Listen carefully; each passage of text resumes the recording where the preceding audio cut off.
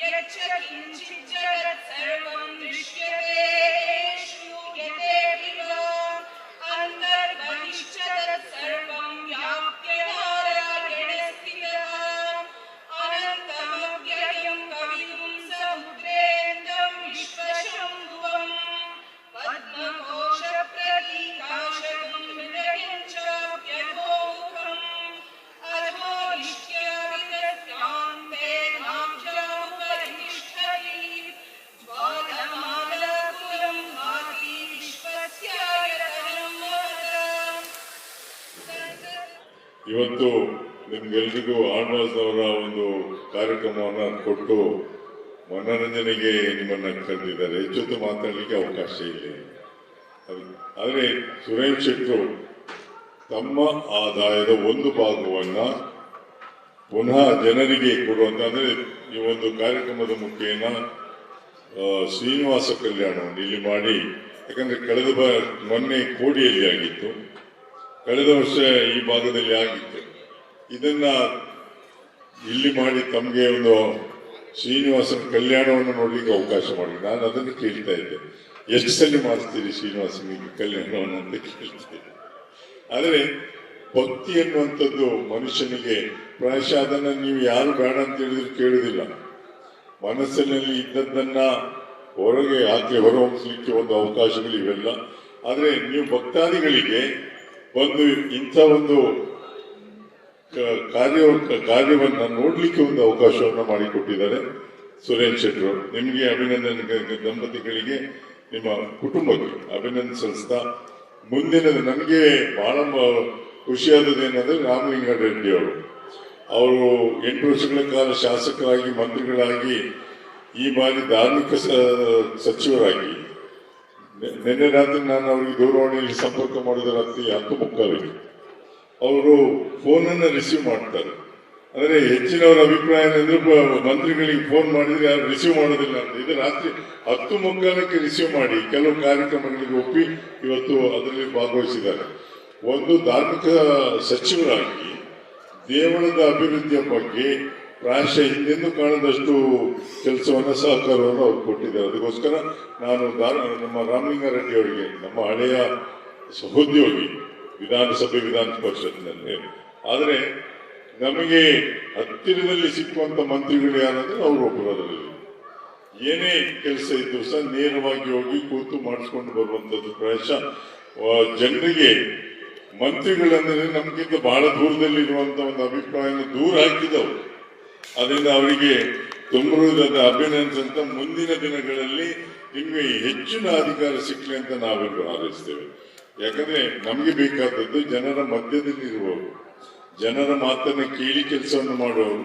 ಅದಕ್ಕೋಸ್ಕರ ಅವರಿಗೆ ಅಭಿನಂದನೆ ಸಲ್ಲಿಸ್ತಾ, ತಾವೆಲ್ಲರೂ ಇಲ್ಲಿ ಬಂದಿದ್ದೀರಿ. ಪ್ರಾಯಶಃ ಈ ಶ್ರೀನಿವಾಸ ಕಲ್ಯಾಣವನ್ನ ನೋಡಿದ ಮೇಲೆ ಕೇವಲ ನೋಡುವುದಲ್ಲ, ತಮ್ಮೆಲ್ಲರಿಗೂ ಶ್ರೀನಿವಾಸನ ಆಶೀರ್ವಾದ, ತಮ್ಗೆಲ್ರಿಗೂ ಆಯುರಾರೋಗ್ಯ ಆಶೀರ್ವಾದ ಸಿಕ್ಲಿ ಅಂತ ಹಾರೈಸಿ ನನ್ನ ಮಾತನ್ನು ಮುಗಿಸ್ತೇನೆ. ಶ್ರೀನಿವಾಸನ ಕಲ್ಯಾಣವನ್ನು ನಾವು ಈ ಜನ್ಮದಲ್ಲಿ ನೋಡ್ಲಿಕ್ಕೆ ಆಗೋದಿಲ್ಲ. ಆದ್ರೆ ಅದನ್ನ ಜನರಿಗೆ ಯಾವ ರೀತಿ ಹಿಂದೆ ಶ್ರೀನಿವಾಸ ಕಲ್ಯಾಣ ನಡೆದಿತ್ತು ಅನ್ನೋದನ್ನ ಹಿಂದಿನ ಒಂದು ಜನರಿಗೆ ನಾವು ತಿಳಿಸ್ಬೇಕು. ತನ್ನ ಉದ್ದಿಮೆಯಲ್ಲಿ ತಾನು ಏನನ್ನ ಒಂದು ಏನನ್ನ ಅನ್ಕೊಂಡಿದ್ದೆ ಅದು ನೆರವೇರಿದೆ. ಹಾಗಾಗಿ ದೇವರಿಗೂ ಅದರೊಂದಿಗೆ ಜನರಿಗೂ ಒಂದು ಧನ್ಯವಾದ ಅರ್ಪಣೆ ಮಾಡಬೇಕು ಅನ್ನೋ ಒಂದು ಕಾರ್ಯಕ್ರಮವನ್ನು ಇಟ್ಕೊಂಡು ಇವತ್ತು ಈ ಕಾರ್ಯಕ್ರಮನ ಆಯೋಜನೆ ಮಾಡಿ, ರಾಜಕಾರಣಿಗಳು ಇವತ್ತು ಯಾವ ರೀತಿ ಇರಬೇಕು ಅನ್ನೋದನ್ನ ನಾವೆಲ್ಲರೂ ರಾಮಲಿಂಗಾರೆಡ್ಡಿ ಅವರು ನೋಡಿ ಕಲಿಬೇಕಾಗಿದೆ. ಅದರ ದುರಾದೃಷ್ಟ ಏನಾಗಿದೆ ಅಂತ ಹೇಳಿದ್ರೆ, ಯಾರೋ 1-2 ಜನ ರಾಜಕಾರಣಿಗಳನ್ನ ತೋರಿಸ್ತು ಇದೇ ರೀತಿ ರಾಜಕಾರಣಿಗಳು ಇದ್ದಾರೆ ಅನ್ನೋ ಮನೋಭಾವನೆಯನ್ನ ಇವತ್ತು ನಾವು ಜನರಿಗೆ ನಾವು ಕೊಟ್ಟಿರ್ತೀವಿ. ಆದ್ರೆ ರಾಮಲಿಂಗಾರೆಡ್ಡಿ ಅವರಾಗಲಿ, ಜಯಪ್ರಕಾಶ್ ಶೆಟ್ಟಿ ಅವರಲ್ಲಿ ಇದಕ್ಕೆಲ್ಲ ಒಂದು ಅಪವಾದ ತರ. ರಾಮಲಿಂಗಾರೆಡ್ಡಿ ಸಾಹೇಬ್ರ ಬಗ್ಗೆ ಅವ್ರು ಹೇಳ್ತಾ ಇದ್ರು. ನಾನು ಹೇಳ್ಬೇಕು ಅಂತ ಹೇಳಿದ್ರೆ, ಇವತ್ತು ಅವರು ಗೃಹ ಮಂತ್ರಿ ಆದಂತ ಸಂದರ್ಭದಲ್ಲೂ ಒಬ್ಬ ಗನ್ಮ್ಯಾನು ಅಥವಾ ಒಬ್ಬ PA ಯಾರೂ ಇಲ್ಲದಂತ, ಇವತ್ತು ಅವ್ರು ಬರ್ಬೇಕಾದ್ರೆ ಯಾರೂ ಇಲ್ಲದೆ ಒಬ್ಬಂಟಿಗನಾಗಿ ಬರ್ತಾರೆ, ಒಬ್ಬಂಟಿಗನಾಗಿ ಹೋಗ್ತಾರೆ. ಯಾರು ಅವ್ರ ಜೊತೆ ಇರ್ತಾರೆ ಅವರೇ ಅವರಿಗೆ ಗನ್ಮ್ಯಾನ್, ಅವರೇ ಅವರಿಗೆ PA ಆಗಿರ್ತಾರೆ. ಅಂತ ಒಂದು ಸರಳ ಸಜ್ಜನದ ವ್ಯಕ್ತಿ. ಒಬ್ಬ ಗೃಹ ಮಂತ್ರಿ ಆಗಿದ್ರು ತಾನು ದೂರದಲ್ಲಿ ಹೋಗುವಂತ ಸ್ವಭಾವ. ಇವತ್ತು ಅವ್ರ ಮನೆಗೆ ಹೋದಾಗ ನಾವು ನೋಡೋ, ಯಾಕೆ ಈ ಮಾತನ್ನು ಹೇಳ್ತಾ ಇದ್ದೀನಿ ಅಂತ ಹೇಳಿ, ತಾವೆಲ್ಲರೂ ಇವತ್ತು ಈ ನಮ್ಮ ಆಳುವ ಸಾಂಸ್ಕೃತಿಕ ಚಟುವಟಿಕೆ ಕಾರ್ಯಕ್ರಮ ನೋಡ್ಲಿಕ್ಕೆ ಬಂದಿದ್ದೀರ. ಆದ್ರೆ ಎರಡು ಮಾತನ್ನು ಯಾಕೆ ಹೇಳಲಿಕ್ಕೆ ಬಯಸ್ತಾ ಇದ್ದೀನಿ ಅಂತ ಹೇಳಿ, ನಾವು ಪ್ರಜಾಪ್ರಭುತ್ವದಲ್ಲಿ ಇರುವಂತವ್ರು. ಪ್ರಜಾಪ್ರಭುತ್ವದಲ್ಲಿ ಪ್ರಜೆಗಳಿಗೋಸ್ಕರ ಆಯ್ಕೆ ಆದಂತವ್ರು ಯಾವ ರೀತಿ ಇರ್ತಾರೆ ಅನ್ನೋದು ತಮಗೆ ಗೊತ್ತಾಗ್ಬೇಕು ಅನ್ನೋ ಒಂದೇ ದೃಷ್ಟಿಯಿಂದ ನಾನು ಹೇಳ್ತಾ ಇರುವಂತದ್ದು. ಬೆಳಗ್ಗೆ ಅವ್ರು ಯಾವ ಕಾರ್ಯಕ್ರಮಕ್ಕೆ ಯಾರು ಕರೀತಾರೆ ಬೇಕಾದ್ರೆ ಯಾವುದೇ ಅವರಿಗೆ ಕಾರ್ ಆಗ್ಲಿ, ವಾಚ್ಮ್ಯಾನ್, ಯಾರು ಗನ್ಮ್ಯಾನ್ ಆಗ್ಲಿ, ಪಿ ಎ ಯಾರು ಇರೋದಿಲ್ಲ. ಯಾರು ಅವನು ಸ್ಕೂಟರ್ ಬಂದ್ರೆ ಅವ್ನ ಜೊತೆ ಸ್ಕೂಟರ್ ಹೋಗ್ತಾರೆ, ಅವ್ನ ಕಾರಲ್ಲಿ ಬಂದ್ರೆ ಅವ್ನ ಕಾರಲ್ಲಿ ಹೋಗ್ತಾರೆ. ಅಂದ್ರೆ ಯಾವ ಕಾರ್ಯಕ್ರಮಕ್ಕಾದ್ರೂ ಅವ್ರನ್ನ ಕರೀರಿ, ಅವ್ರು ಇಲ್ಲ ಅಂತ ಹೇಳೋದಿಲ್ಲ. ಇವತ್ತು ಅಷ್ಟೇ, ಇವತ್ತು ಅವರು ಅಲ್ಲೊಂದು ಕಾರ್ಯಕ್ರಮಕ್ಕೆ ಬಂದಿದ್ರು, ನನ್ನ ಒಬ್ರು ಕರೆದ್ರು, ನನ್ನ ಹತ್ರ ಹೇಳಿದ್ರು, ಸರ್ ಅವರನ್ನ ಒಂದು ದೇವಸ್ಥಾನಕ್ಕೆ ಕರ್ಕೊಂಡು ಬರ್ಬೇಕು ಅಂತ ಹೇಳಿ. ನಾನು ಕಾರಲ್ಲಿ ಕೂತ್ಕೊಂಡು ಹೇಳಿದೆ, ಅಣ್ಣ ಈ ರೀತಿ ದೇವಸ್ಥಾನಕ್ಕೆ ಹೋಗ್ಬೇಕು, ಹೋಗೋಣ, ಆಯ್ತು ಹೋಗೋಣ ಅಂತ ಹೇಳಿದ್ರು. ಅಂತ ಹೇಳಿದ್ರೆ ಈ ಕಾರ್ಯಕ್ರಮಕ್ಕೆ ಬಹುಶಃ ಅತ್ಯಂತ ಸೂಕ್ತ ವ್ಯಕ್ತಿ ಇವತ್ತು ಅವರು ಮುಜರಾಯಿ ಮಂತ್ರಿ ಆಗಿದ್ದಾರೆ. ಅದೇ ರೀತಿ ಇವತ್ತು ನಮ್ಮ ಟ್ರಾನ್ಸ್ಪೋರ್ಟ್ ಮಂತ್ರಿ ಆಗಿದ್ದಾರೆ. ಬಹುಶಃ ಮುಜರಾಯಿ ಮಂತ್ರಿ ಆಗಿ ಇವತ್ತು ಸುರೇಂದ್ರ ಶೆಟ್ಟರು ಒಂದು ಅತ್ಯುತ್ತಮ ಅದಕ್ಕೆ ಈ ಕಾರ್ಯಕ್ರಮಕ್ಕೆ ಒಂದು ಬೇಕಾದಂತ ವ್ಯಕ್ತಿಯನ್ನು ಕರೆಸಿದ್ದಾರೆ.